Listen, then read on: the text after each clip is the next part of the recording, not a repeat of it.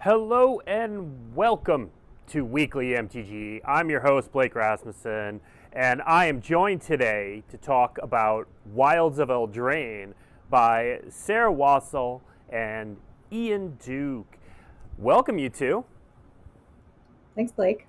Yeah, thanks for having us, Blake. Glad to be here.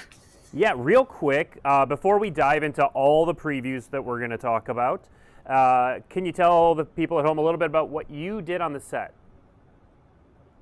Yeah, sure. I'm an art director. I work in the studio, translating the world-building visions into art. For the cards, I work kind of more primarily on the special versions of cards with custom frames and different art styles. Which we're going to talk about several of those today. And then, Ian, what was your role? I was the design lead of Eldraine, which means that along with my team, we were responsible for sort of the latter half of the design process, so the final card file, game balance, iterating on the gameplay and the mechanics and all that sort of good stuff. Yeah. And Ian is so deep in testing, he's coming to us from an undisclosed location, so we're just using a picture of him today. But he does get to be the sharpest dressed on the stream by default. So we're glad to have both of you, and we're going to spend the next hour talking about Wilds of Eldraine mechanics, about the treatments, the art styles, everything. You can we're going to have a question and answer session at the end. We have so much to get to. We're just going to get started. We're going to start by talking about the mechanics, and of course, the headline returning mechanic is Adventure, and our first preview card underscores how many adventures there are in this set and some of the fun things you can do with them. So let's see, Baluna Grand Squall. For a green, a blue, and a red mana, you get a legendary creature, Giant Noble. It's a 4/4. It has an adventure called Seek Thrills. For 2, a green, a blue, and a red, you can mill 7 cards, then put all cards that have an adventure from among the milled cards into your hand. And then Baluna himself has trample and permanent spells you cast that have an adventure cost 1 less to cast. Say cost and cast that many times in a row. And of course, there is the adventure treatment on the side. So Ian, let's start with you and talk about the design of this mythic. Yeah, so from very early on, thinking about what we wanted to bring back from the original Throne of Eldraine, we knew that adventures was a really fun mechanic, a really popular mechanic as well. So we wanted to see adventures coming back here in Wilds of Eldraine. And one of the didn't get this time around have a legendary creature that example beer for to play with a lot of adventure cards in their decks. So we brought in Baluna Grand Squall to kind of be that character that is kind of the headliner for folks that like to play with a lot of adventures. Adventures in the original Throne of Eldraine were sort of centered in the teamer colors, green, blue, and red. And that's also the case in Wilds of Eldraine. They appear in all colors in Wilds of Eldraine, but they're a little bit more centralized in green, blue, and red, kind of rep that of the set. And of course, if you putting lots in your deck, Baluna can help you find them and then also help you cast them. Yep. And then, Sarah, this is also the return of the adventure frame, and there's a different art style, there's a different frame. Can you talk a little bit about the development of that and the feel that goes into it? Yeah, sure. The Eldraine having, being all about fairy tales, that gives us not just, literally thousands of years of stories embedded in human culture, but art styles that go back a really long way too. So the storybook frame is meant to kind of feel more like an illustrated fairy tale tome, like a book. So these the images in these frames are a little bit flatter. They're a little bit more. They look like they were kind of hand drawn, maybe hand penciled with the color, not as bright, not as kind of digital feeling. Mm-hmm. So you can see that the difference in the two pieces here. The regular frame card is really has that really, really bright white in it. And Baluna's looking a little more kind of like still in the right image. Mm-hmm. All right. To emphasize that point a little bit more, let's look at. So this is a card. This next card is a card we saw in the debut, but we're going to be seeing a lot from Kellen going forward. So we wanted to visit it. So this is Kellen the Fey Blooded. I'll read it again. We showed it in the debut, but it's a cool card. So Kellen is 2 and a red for a legendary creature, human fairy, not a type line we see very often. It's a 2/2, has an adventure called Birthright Boon for 1 and a white. Search your library for an aura or equipment card, reveal it, put it into your hand, then shuffle. And then Kellen himself has double strike, and other creatures you control get +1/+0 for each aura and equipment attached to Kellen the Fey-Blooded. So Sarah, we see some of those properties that you were talking about in that adventure frame in the middle, but Kellen has a third borderless version. How do you all balance having multiple different versions, creating different art feels on these? Yeah, sure. Well, from these three, it's easy to see one of the ways we do it is by cropping the art differently and presenting it differently. So in the borderless version, we get way up close and personal with Kellen, and we can see them much better since you're just seeing kind of from the waist up. And then in the middle version, this is a really kind of extreme example of like the pencil sketch feel. Omar Ryan works in pencils and in pretty intricate textures when he draws. Getting his black and white sketches in is one of the greatest gifts of my job, honestly. They're remarkable from the beginning. Like, they're not rough, they're just so detailed and beautiful. So I think you could see in the three of these like how different they each feel from each other. So what we're trying to do is give the players like everything is exciting. Yeah. And Ian, this is also one of the twists on adventure this time around is having the adventure portion and the creature portion be different colors. Can you talk a little bit about that development?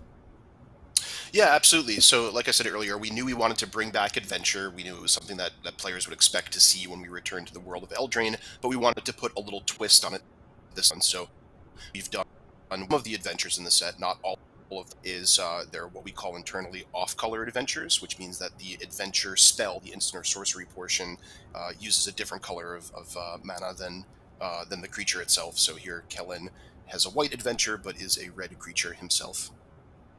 And now for Kellen specifically, Ian, how this is our first time meeting this character. It's a character we've already said we're going to follow. How important was it to get the mechanics on this character correct?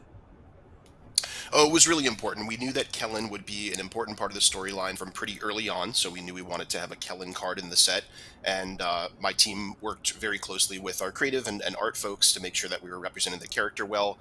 Here, one of the powers that Kellen has is he can create magical weapons out of magical energy here, so we've kind of represented that by being able to search up an aura or equip and equip him or enchant him easily, and obviously being enchanted with the right side box here and benefits himself and your other creatures for doing so. All right.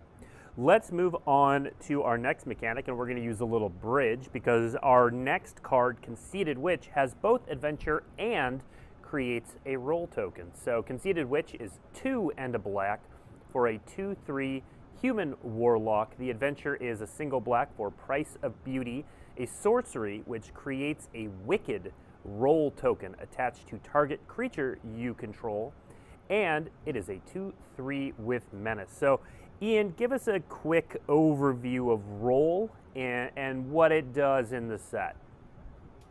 Yeah, role is one of the big new mechanics in the set. Roles are enchantment aura tokens that you can use to put on your creatures, or in some cases your opponent's creatures, and there's 6 different types of roles set. Wicked is one of them here.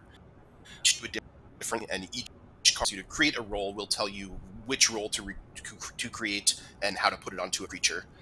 Each player can only have 1 role per creature, and if you try to put a second role on that same creature, then the new one will replace the old one, and the old one will go to the graveyard.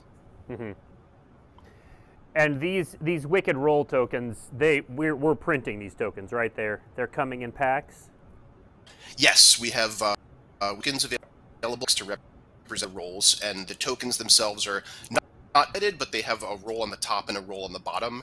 And then we have 6 different roles. So there's 3 different tokens, each with 2 roles on it. Makes it a little bit easier to find the right role that you're looking for as you're searching through a pile of draft chaff, or as it were. All right, well, let's look at a couple other role cards. The next one up is Living Lectern.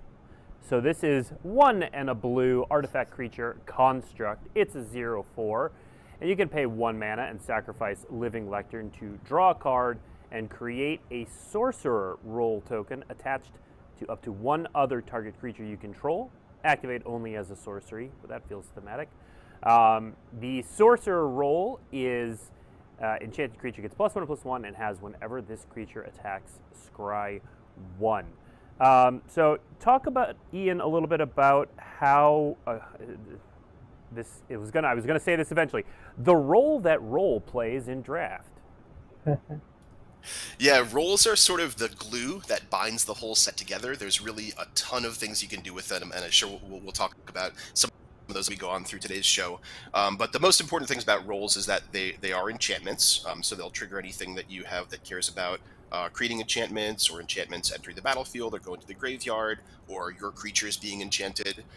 It also interacts several of our mechanics that a little bit later on. I won't jump up there, but most of the draft archetypes will care in some way about having roles, whether that's creating additional permanents, whether it's about sacrifice fodder, things you can sacrifice to your other effects, or simply just caring about enchantments or having enchanted creatures. All right. Next up for roles, we have a rare named Fawnsbane Troll. So this is 2, a black and a green for a creature troll. It's a 4/4. When Fawnsbane Troll enters the battlefield, create a monster role token attached to it. So a monster role is enchanted creature gets +1/+1 and has trample. And then you can pay 1 and sacrifice an aura attached to Fawnsbane Troll. Fawnsbane Troll fights target creature you don't control. If that creature would die this turn, exile it instead. Activate only in a sorcery. All right, Ian, what's going on? This one seems a little bit pushed for a role card. Definitely, at the very least, a limited bomb. So it comes in as 5/5 stats because it gets to enchant itself with the monster roll. So 5/5 trample already off the bat, and then you get one free fight out of it from the initial roll that it creates. And then if you have additional ways to put other rolls or other auras onto the troll, then you can kind of keep mowing down your opponent's creatures with it. All right. We are next going to move into Bargain, the mechanic that sacrifices a lot of these auras. So we're going to look at Rowan's Grim Search, which also happens to be a story spotlight card. For 2 and a black, you get an instant that has Bargain, which reads, you may sacrifice an artifact, enchantment, or token as you cast the spell. If this spell was bargained, look at the top 4 cards of your library, then put up to 2 of them back on top of your library in any order, and the rest into your graveyard. You draw 2 cards and lose 2 life. All right, Ian, tell us about this card. How powerful is it when you bargain it versus not? Definitely powerful when you bargain it, for sure. The rate is pretty good here in terms of the card. So I expect this to be a pretty prized limited staple for those who enjoy draft. And bargain in general is a mechanic that appears throughout the set. I mentioned earlier that roles work well with some of other mechanics in the set. Bargain is one of those, so you can sacrifice to upgrade your spells with this like bargain, and they all work the same way. They all ask you to sacrifice enchantment or token in order to upgrade your spell. All right, let's move on to the next mechanic. Celebration. So we're going to take a look at Gallant Pie Wielder. He's got some pies. He's a dwarf. He's wielding them. So it's a 2 and a white for a 2/3 creature dwarf knight. Has first strike, and it has that ability, Celebration. Gallant Pie Wielder has double strike as long as 2 or more non-land permanents entered the battlefield under your control this turn. Ian, tell us about Celebration. Celebration is the theme of our red-white color pair. It always requires you to have 2 or more non-land permanents entering the battlefield during your turn, and that's another mechanic that works really well with roll, but also works well in general with just playing out lots of small creatures, equipment, other ways of getting permanents out of the battlefield. And the red-white in Wilds of Eldraine is aggressive playing field type of archetype, so it fits in perfectly with what Celebration is doing. All right. And speaking of the red-white archetype, we touched on it in the debut, but let's go a little deeper on the draft archetype. So if we can put the draft These are the signpost uncommons. For those who aren't familiar with draft, it's typical for a set to have these multicolored cards in these types of multicolored cards in the uncommon slot that give you a direction, that kind of tell you what the color pair is about. So, Ian, do you want to run through the color pairs real quick?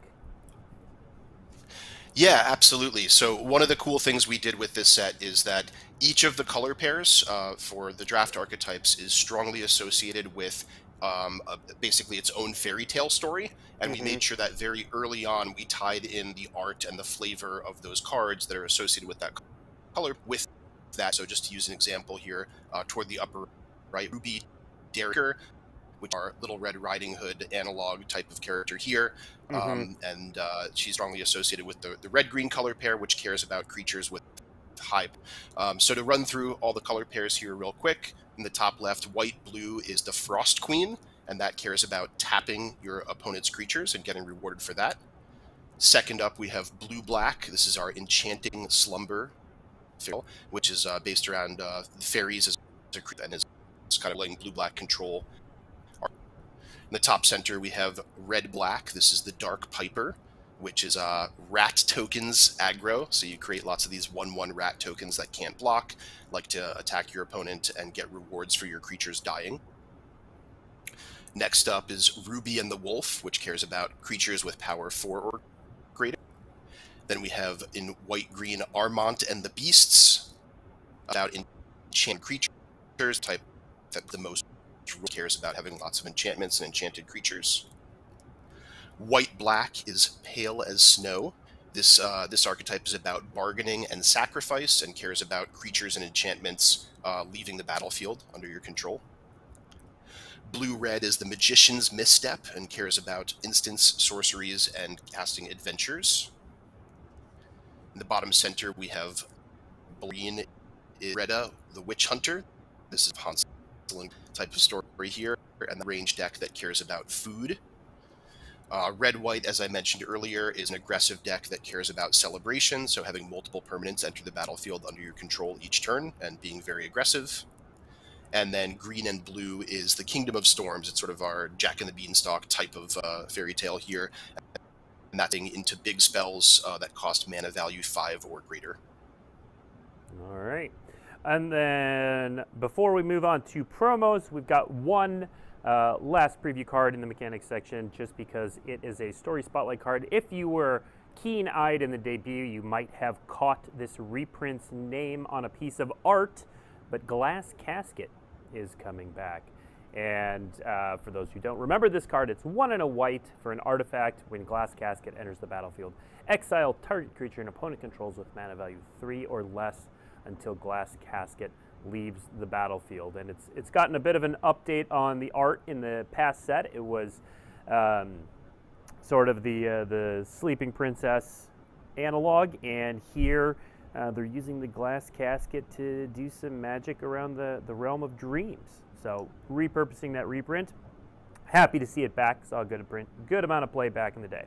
All right, let's move on to the promos and start talking about the promos that you can get with Wilds of Eldraine. We're going to start with the Buy-A-Box, which is an exciting new Wrath variant called Expel the Interlopers. So again, this is the Buy-A-Box. The Buy-A-Box version is the one on the far right. Expel the Interlopers is 3 white and a white for a sorcery. It says choose a number between 0 and 10. Destroy all creatures with power greater than or equal to the chosen number. And then you can see the extended version in the middle and the Buy-A-Box alternate version on the right. So Sarah, first of all, tell us a little bit about the art there on that Buy-A-Box, which has a unique feel to it. Yeah, that's a piece by Angela Wang, and this was art directed by Forrest Shield. This is a lot more in line with kind of like the Enchanted Tales art in the set, where the colors are a little more kind of primary, and there's a lot of purple in those cards too. Yeah, it's just a really like different take. The light's different. The characters are from different perspectives. It's pretty fun. I'm so excited about the design of the witches in this set, the visual design of them, because they're such elegant divas in the way that they dress, but then they still live in witches' hovels in scary forests. It's pretty cool. All right, let's take a look at the next promo, which is Lich Knight's Conquest, which is the bundle promo. I'm going to read this real quick, and then I want to talk about that art on the right, Sarah. So Lich Knight's Conquest is 4 and a black for a sorcery. Sacrifice any number of artifacts, enchantments, and or tokens, all of which you have lying around in Wild Eldraine. Return that many creature cards from your graveyard to the battlefield. Yeah, Sarah, so not to knock the art on the left, which is fantastic, but Yeah. I'm really intrigued to hear about the bundle art. Yeah, I mean they go together really well because of that blue kind of teal color that's carried across both pieces of art, which is pretty exciting. But I think that the alternate version is really like an exciting, very, very different perspective on the sorcery of this card. And it's so fun to you have the full-size knights and they're riding through the scary forest, and that's, like you said, it's really effective and beautiful. But then the other card is really focusing on that moment of impact and the scariness and the kind of style of the Lich's magic. Yeah. And Ian, that first line is very familiar. That's the text of Bargain. Talk about how this card came about and what it's meant to do. Yeah, like you said, Blake, this is very thematic to the bargain mechanic. It's sort of like a mass bargain. You can bargain multiple times with this card. We just thought that twist. This is kind of a one-off card. It's the only one that way in particular, with being able to sacrifice multiple things to get multiple effects here. And in general, we just thought this was a really cool build around. We had a lot of fun play testing with it internally. There's a lot of neat things you can do with creating food or role tokens, or tokens from other sets as well in the context of standard, and then filling up your graveyard and bringing back a bunch of huge things all at once is always fun. Absolutely. All right, our next promo card, very thematic name, Stroke of Midnight. So for 2 and a white, you get an instant that destroys target non-land permanent. Its controller creates a 1/1 white human creature token. Ian, this seems like an upgrade over some versions of this that we've seen in the past. Yeah, sort of like in the style of cards like Beast Within that older players might. This is kind of giving you the choice of getting this thing, but giving them a little some turn, and definitely a very efficient removal spell that will be useful in limited and perhaps even in standard as well. All right. Next up, we have the promo version of Fairy Dream Thief. Now, these promos, to remind everyone, can be found in the promo packs that your local game stores can give out during events. Fairy Dream Thief costs a single black mana for a creature Fairy Warlock, which is a 1/1, and has flying whenever Fairy Dream Thief enters the battlefield. Surveil 1, and then for 2 and a black, exile Fairy Dream Thief from your graveyard. You draw a card and you lose 1 life. All right, Ian, what's going on with this card? What are we trying to accomplish here? Yeah, just a nice little 1-drop here that some extra fairy density in your deck for things that care about having lots of fairies, for example. You can get a nice flying attacker early on, later on get some the graveyard as well. Yep, absolutely. All right, and our final promo card is Tangle Span Lookout. This is 2 and a green for a 2/3 satyr. Whenever an aura enters the battlefield under your control, draw a card. So we've got, Ian, an enchantress for auras specifically. Yeah, absolutely. It works well with the as kind of easy ways to get lots of auras. Most of the auras in the set are coming out via the roll mechanic, although we do have a couple other ones as well. So this is definitely a great card to look out for, especially when you're playing white-green and you have lots of rolls in your deck and care about enchanted creatures. Yeah. And yeah, we recognize that Ian's audio is cutting out quite a bit here and there, sort of randomly. So if anyone missed the top of that, he was pointing out how well this goes together with the roll tokens. And the roll tokens trigger this, which is pretty spicy. All right. Next up, we are going to talk about Enchanting Tales. So Enchanting Tales are a bonus sheet that you will get with Wilds of Eldraine that have a bunch of enchantments in them with somewhere between 1 and 3 treatments. And the enchantments are not standard legal, but you can play them in draft. And they bring a bunch of cool texture to the draft. We've seen things like this with Brothers War and Strixhaven before. So we're going to talk about these. Some of these have amazing art, Sarah, which we will spend some time on. The first one that we're going to talk about has just the one version, but you'll see in a second why we're talking about this. So Spreading Seas is our first Enchanting Tales.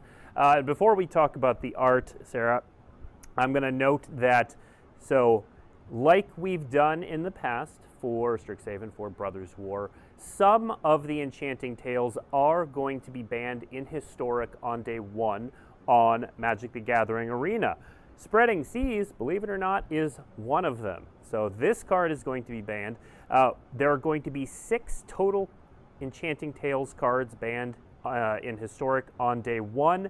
We've seen most of them by this point. So Spreading Seas, Blood Moon, Necropotence, Sneak Attack, Land Tax, and then there's one more card that will be revealed later today by a third-party outlet that will also be on that list, and the Arena Twitter account will share what that is. I see Merfolk players already getting a little upset in chat, and yep, Fun Police detected is correct. So with that out of the way, Sarah, talk a little bit about the art on Spreading Seas and kind of how you approached the Enchanting Tales overall. Sure, yeah. So our goal here, or our inspiration, was mid-century kind of background art from classic animated films. And what that means is that this art style, shapes are really important. Shapes and lines and composition. So you'll see in all of these cards that kind of the first thing that the artists are doing is the trees are like a solid kind of flat, very considered shape. The buildings, you know, that you can see in this one, how completely square and really neat.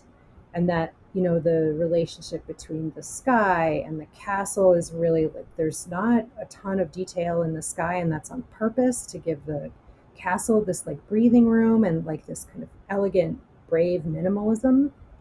The frames are a really exciting part of this series as well. We designed these custom frames in-house. Our illustrator, Dalton Pencarina, did them all, and we have different versions for each color, and you can see even within each color frame, you know, on the bottom sides there, it speaks to the mana character. So they all have a slightly different pattern within that space. And this also kind of references like medieval tapestries, you know, which I think is something of a visual motif that everyone relates to when it comes to like tales of knights fighting dragons, you know, kind of classic fantasy and classic kind of fairy tale roots. And in the top left of the card, you see that the frame kind of like curves down to the left. This is our way to kind of like evoke like a storybook or a decorative drop capital letter from an illustrated manuscript. So we're really excited about these frames, and the artists worked really hard to, you know, incorporate the color within their work with the specific colors of the frame. So there's a lot of harmony there. Mm-hmm. Yeah. Well, and some of these have multiple pieces of art and different treatments because we have the anime-inspired versions as well. So let's take a look at our next one, which is Bitter Blossom. This is not going to come as a surprise in a set with fairies throughout it. One thing I will point out is I know Mark Rosewater shared and some others have talked about the fact that the word tribal is, we're moving away from it and we're moving to a different word. We've been using typal sort of internally. That's not what the final public word will be, but this Bitter Blossom went to print after that change, so this will probably be the last place that you see tribal used on a card. But Bitter Blossom, really powerful card. I still remember my first Lorwyn draft being opening one of these and being past one as well, and then immediately winning the draft very easily. But I want to talk about the art first, Sarah, because these have two very distinct styles, yet they're both Bitter Blossom and they're both very cool. Mm-hmm.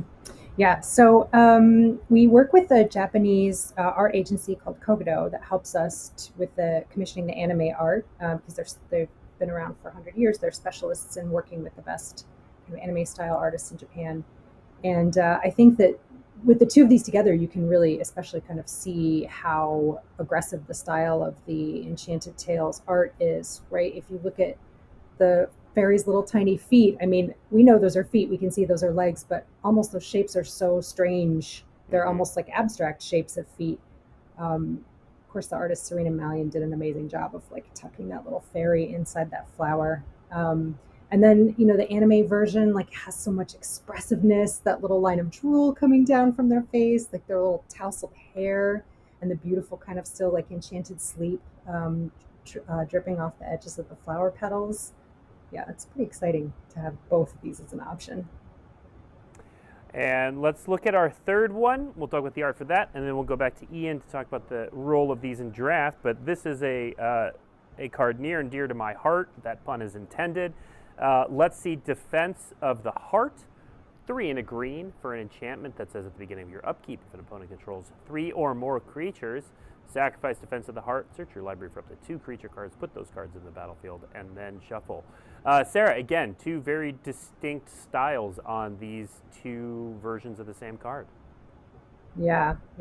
The artist on the anime version, Hisashi Momose, it did such an exciting job of making these 2 characters, you know, look like they're in a really dire situation, but there's just so much going on with the light and with the drama of it and where their eyes are looking, and you still see that beautiful little rose in between them. And then, you know, it's such a strong contrast to Alina's Richards version on the left, which again is like really flat and 2-dimensional, really decorative in its composition. It's way less about feeling like an actual scene, that something is about to happen.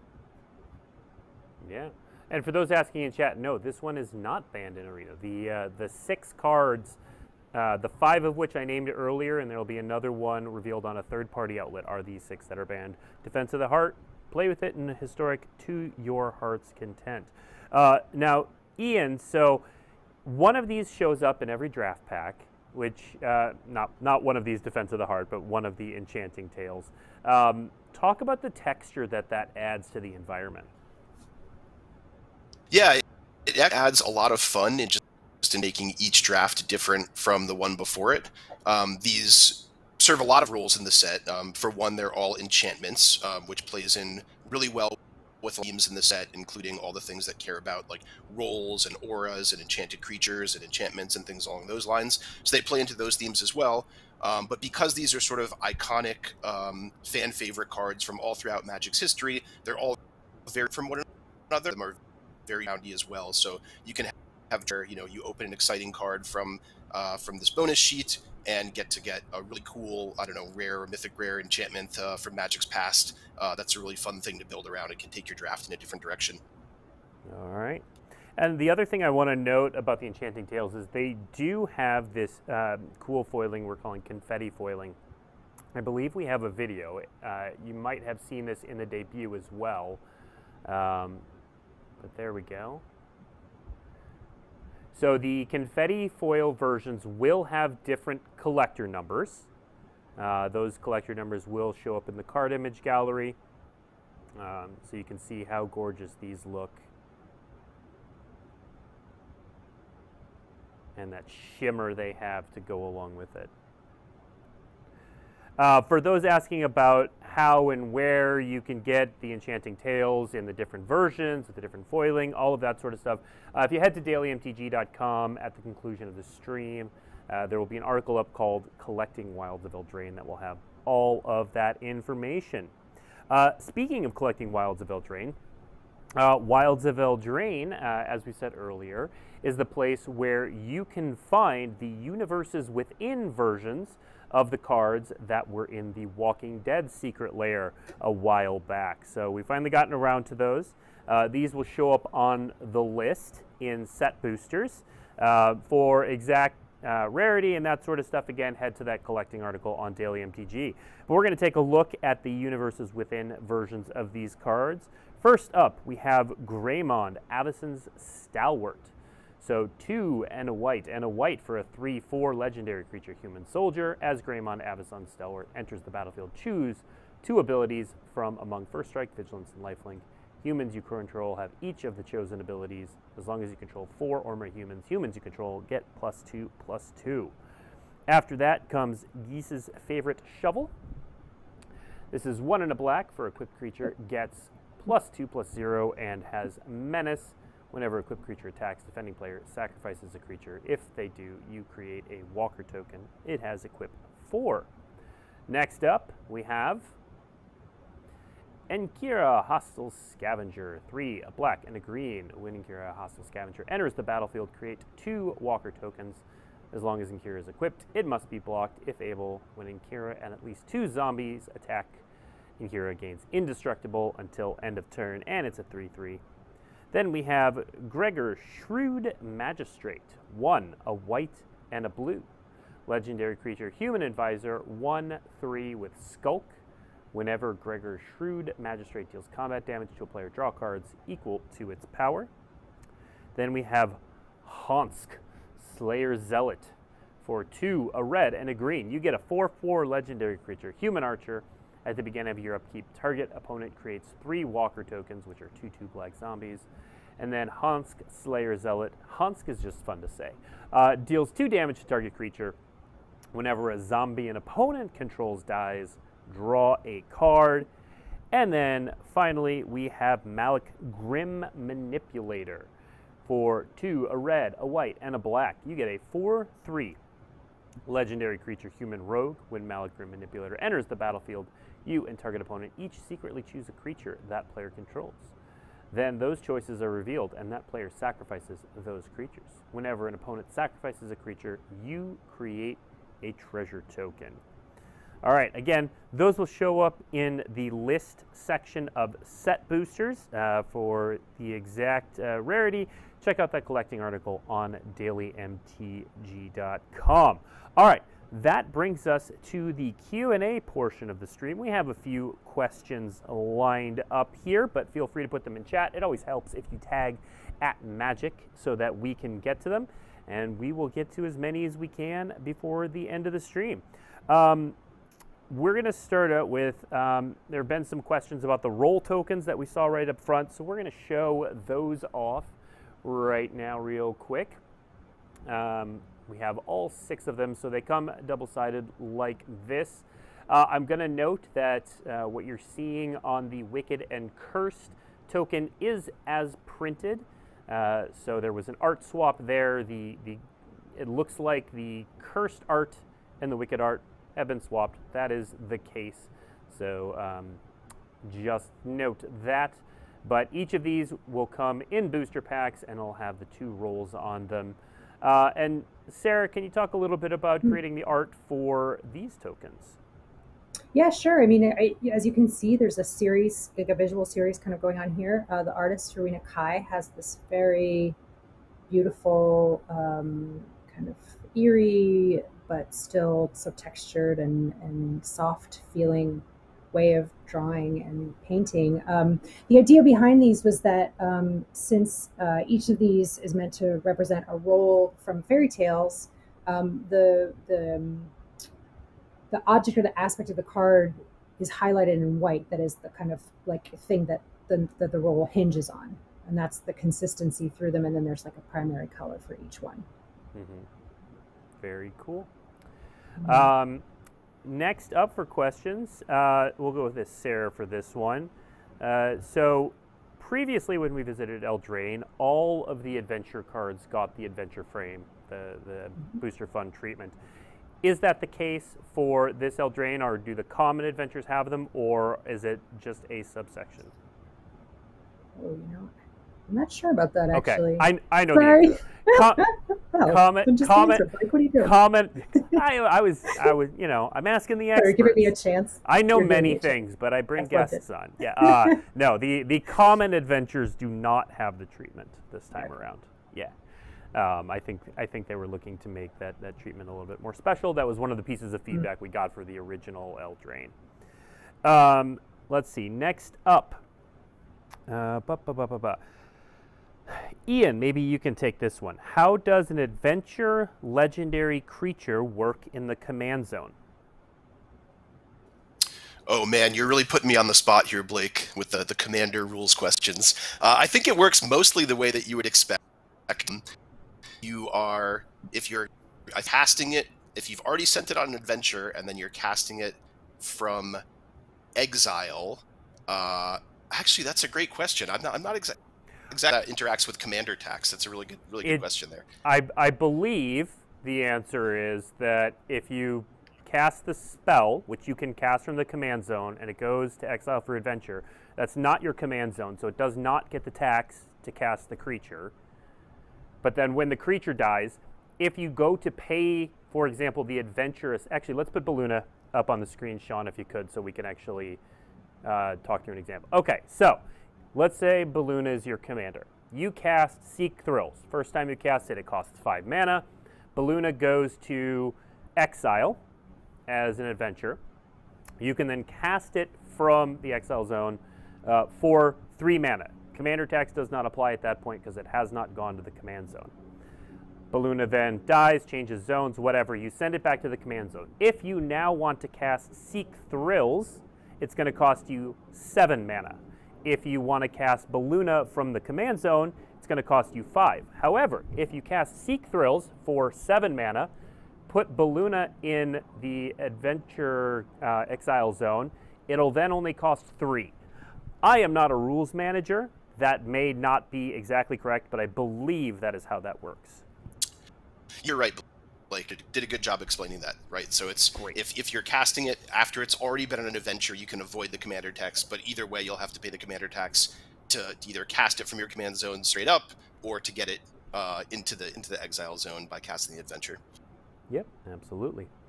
All right, next up, let's see. Can I run Greymond and Rick Grimes in my commander deck since they have different names? No. So the way that the universes within cards work is that there's an indicator in the lower left that says the collector number equals the secret layer number, which indicates that they are the same card. So if you have Greymond and Rick Grimes, you can only run one of them in their commander deck. For all intents and purposes, as far as the game rules are concerned, they are the same card.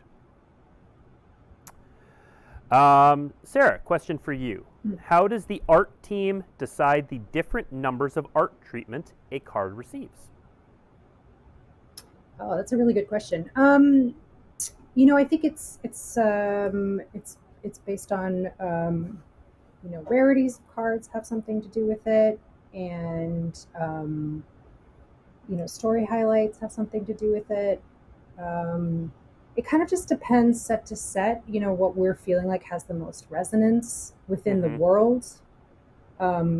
This Enchanting Tales, because it has such strong roots in like fairy tale and storytelling, we went really wild with it doing that whole bonus sheet. So it really just kind of, it's part of the development of each set of like how much resonance there is.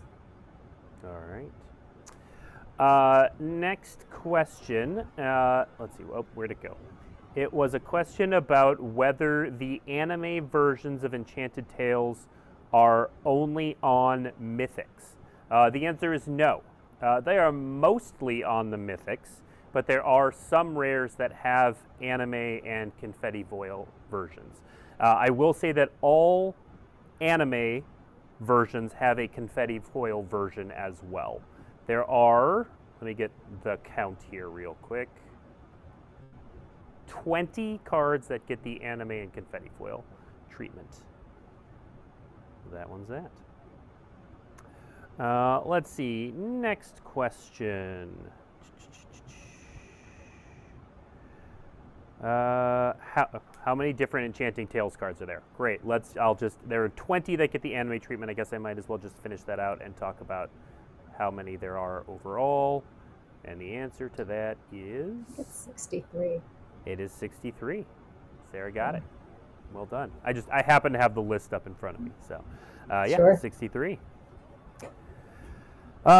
Could you please clarify the reasoning behind banning Spreading Seas? It's not as clear as the other 4 you mentioned. I'm sure the Arena team will share some of that thought process later on, but I know that in the notes that I saw, the reasoning for Spreading Seas and Blood Moon were the same, that messing with mana is not something they're super interested in Historic.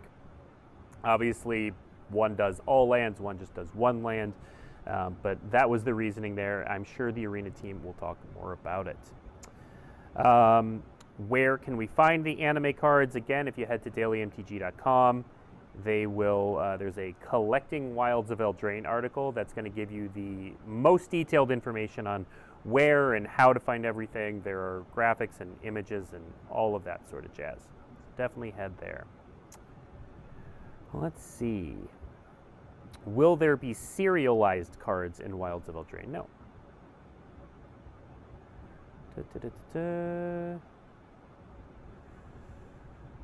Let's see. Will the Walking Dead cards be in foil? No. I don't know the answer to this one. Ian or Sarah, maybe you know it. Is this the first time a legendary creature has an adventure? Yes, I believe that is the case. Yeah, because we had to make a new version of that frame for this set. Okay. To account for that. Mm-hmm. Great. Was that an intentional, like, Ian, was that a next step in, we made these adventure cards, all right, things we want to do. We want to do multicolor. We want to do legendary creatures in adventure. Was that intentional? Was it something that just came with the story of the set? How did that come about? Yeah, kind of both. In the case of Baluna Grand Squall that we saw earlier, that very much an intentional, hey, we want to have a legend very neatly interacts with the adventure type. In the case of Kellen that we also saw earlier, that was more of just a story thing. Kellen being very central to the story of Wilds of Eldraine and being kind of an adventure. We thought adventure would be a great mechanic to represent and is a tweet. Yep. All right. We are just about out of time. I'll try to get to whatever questions we can. Will Pyroblast be reprinted in the main set? No, that is just a promo. That is not coming to standard. The art swap on Wicked and Curse, is that an error on the slide, or will the tokens also have the art swap like was shown? What was shown on the screen is what was printed. So they will be different. If you like that art and art style, tune in and are looking for different specialized tokens. Here's a little tease for next week. We're going to show off something cool in that realm on next week's Weekly MTG show. So stay tuned for that. Ian, I know the courts got ruined after the invasion, but will knights still have a decent representation in the set? Yeah, great question. So that's something that we did think and talk a lot about. There's not as much of of the sort of Arthurian courts and knights and things like that in the set. The main themes go and the mechanics go, but we did make sure to have that still represented. So there are definitely a lot of knight creature types. Not a lot of mechanical interactions with knight as a creature, so you're not going to like giving you bonuses for having lots of knights, but there are lots of individual words, other references to the courts as well throughout the set. Yep. Let's see, other questions. Sarah, are the confetti foil? I think we just said this, but are the confetti foil treatments only for the anime art versions? Mm-hmm. Yeah. Okay. I do see some questions about other sets in chat. Just note we're sticking to Wilds of Eldraine this time, so I'm not trying to ignore you. Some of these questions are good, but we can talk about them in a future show. Great question. And I know Sarah wanted to talk about these too. What about the basic lands in this set? Yeah, Sarah wanted to talk about these and talk about some of the fantastic art on these. So, producer Sean, if we can pull the basic lands up on the screen, and let's see, and we'll get those up in a moment. As he's looking those, will there be other Omen Path travelers besides Trajan the Vedalken? So for those who may not have noticed, so our blue-green signpost legend is from Ravnica. And one of the changes in the Omen Path arc that we are entering is that non-planeswalkers now have the paths and means to travel between worlds through the Omen Path. So we've seen the Vedalken. So I don't know, Sarah, Ian, do you know if we're going to see any other Omen Path travelers in this set? I'll defer to Ian on that one. I know the answer to that off the top of my head. Troyan was the one that I was thinking of when the question was first. So I don't remember additional beyond that. I don't want to spoil anything or comment on anything that I'm percent sure of. So all I can say is stay tuned to the story, and there might be some surprises there for you. Yeah. All right. There are a number of people asking about Historic Brawl and what is banned there. Stay tuned for the Arena team. We'll talk about the banned cards on social later in the day once the 6th card has been revealed. So head to the Arena Twitter account for that. All right, let's see. Let's see. Sean, do we have those basic lands coming up? All right. So, okay, Ian, this is a question for you. I saw it a couple different ways in the format. So the last time we were at Eldraine, there was a heavy monocolored theme. So we saw a lot of cards with three colored mana symbols. In this one, it looks like we're focusing on color pairs to tell each of the stories. Was that an intentional shift? Was there any consideration to the monocolored theme this time around? Yeah, great question. Also something we talked about a lot internally as well. Kind of touches on the earlier question about the courts and knights as well. We knew that this time with returning to the second time around, we wanted more of an emphasis on the fairy tale stories rather than Arthurian knights and court. That put more of an emphasis on the fairy tale aspect of the world here. That being said, there are, as I mentioned earlier, some references to the courts, some references to knights and things along those lines. But mechanically, there is not a strong representation of caring about monocolor as the original Throne of Eldraine. All right. Producer Sean has let me know that we have those basic lands to talk about. So we're going to throw those up on stream, and then Sarah can just go to town. Yeah, thanks, Producer Sean. So these are really special. They're all created by the same artist team, Hari and Deep D, who are based out of Mumbai. And hear me now and believe me later, but these are only made out of paper. They build boxes, essentially, and they layer paper, like Shadowbox style. And then they light it very, very, very carefully. And then they photograph it. And that's how they get these images. It's really hard to believe. The more you zoom in, it gets even harder to believe that that's how they produce these, because they're so intricate and there's so much depth to them. They're just absolutely magical in the process that the two of them work in, and how they make these. And they were so great to work with. They'd never done anything for Magic before, so of course, like, working in kind of these monocolors and like hitting our basic land colors was a little bit of a challenge for them, but they rose to it really well. And just like all those like tiny little ladders in the tangle span of the mountain, and the roots of the trees in the swamp, and the even the feeling of the mist in the plains piece. They just really, I find them endlessly fascinating that's the method, because I think it's impossible. It's kind of impossible to believe, looking at them, that they're actually made from physical, just layers and layers of paper. I like everyone else, was kind of blown away by these when I first saw them, but I just assumed that they were paintings. that No. someone just did them, you know, in their normal art style. But yeah, them being shadow boxes is incredible.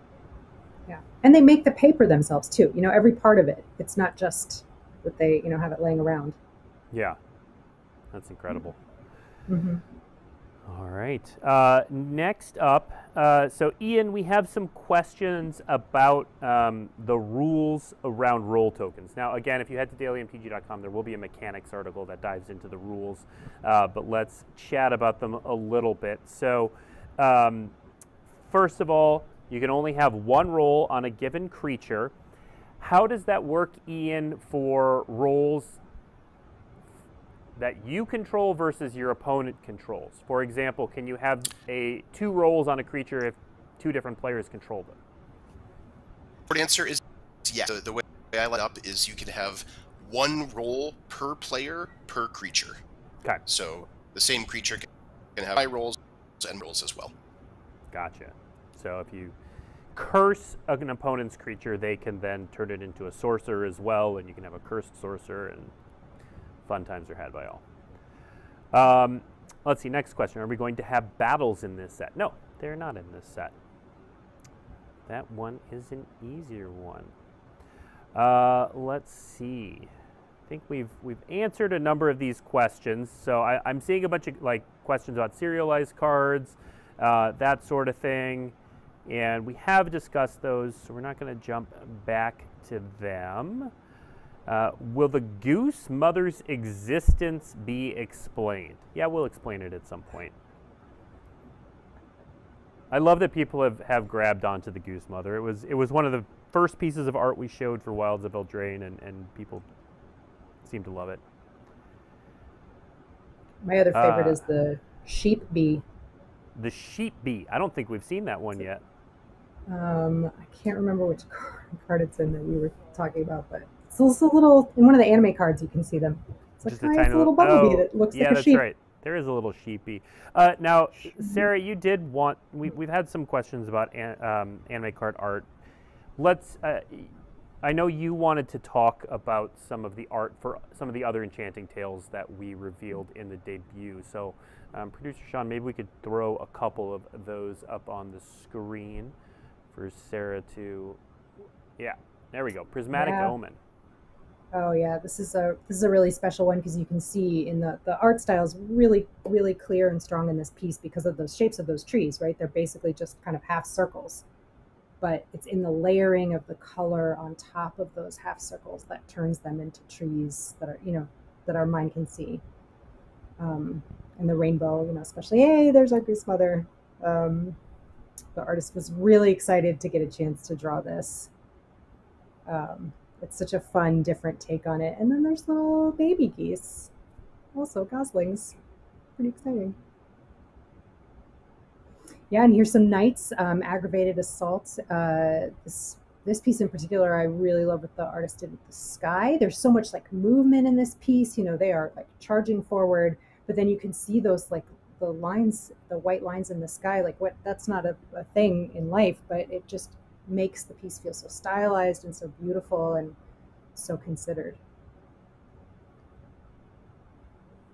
Ristic study, this little mermaid in her little grotto, studying her little book. This is such a beautiful piece of art by Serena Malian. You know, these are all, you can't quite see it maybe on screen, but these are all full art, full vertical art. There's like slight transparency in the text box there. Mm-hmm. So behind the text box, there's all kind of little treasures that she's collected in her grotto. Yeah. Related question, will Enchanted Tales and special guests be coming to Arena? So special guests is something we announced for future sets at Gen Con. Different from Enchanting Tales. Enchanting Tales is a bonus sheet. Special guests is a different sort of thing. We'll talk more about special guests as we get closer to the sets that contain those. But for Enchanting Tales specifically, yes, they are coming to Arena. Next up, Ian. Oh, I think this is going to be the last question. We are out of time. Ian, there's only one Planeswalker in this set, which is a first for us in a long time. So it's one Planeswalker versus previous sets, which had, you know, usually around 3. Did that affect overall set design in any way? I would say not overall set design as a whole, but it did mean that we put special care into the one Planeswalker card we have in the set, and it is a rather unique one, is what I will leave it at for now. Yeah. All right. Well, that is our time. I want to first of all thank Sarah and Ian for coming on the stream and talking about Wilds of Eldraine. Wilds of Eldraine previews are running today through next week. We'll have the full card image gallery on the 24th. That's a slight shift from what we talked about earlier with it going up on the 25th. We moved it up to the 24th. So look for the full card image gallery then. If you're looking for more details about anything that we talked about on this stream in the debut, head to dailymtg.com. We'll have a collecting article. There's mechanics. There's all kinds of detailed information there for anyone who wants to run through all of that. Otherwise, look for more previews all throughout the internet. You can look at the Wilds of Eldraine Where to Find article for a list of outlets that will be previewing stuff on certain days. So check that out. Otherwise, I've been Blake Rasmussen, and thank you for joining us. We will see you next week.